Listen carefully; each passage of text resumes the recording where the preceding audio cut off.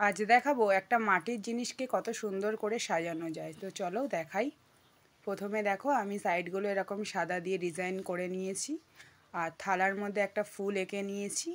নেওয়ার পর এবার দেখো আমি একটা রং আর তুলি নিয়ে বসে পড়লাম এক এক করে ডিজাইন করব বলে। তো বিভিন্ন রকমের ডিজাইনই এটার মধ্যে করা যায়। আমি যেহেতু প্রথম এটা বানাচ্ছি, তা আমি যতটা পেরেছি নিজের মতন করে চেষ্টা করেছি। তো কেমন হয়েছে তোমরা একটু আমায় কমেন্ট করে জানিও। জানি আর একটু ভালো হলে ভালো হতো, কিন্তু আমি যতটুকু পেরেছি ততটুকুই করেছি। তো দেখো এক এক করে সাইডেও আমি একটু ডিজাইন করে নিচ্ছি। গ্লাসটাকে দেখো, গ্লাসটায় এমন ডিজাইন আমি করেছি।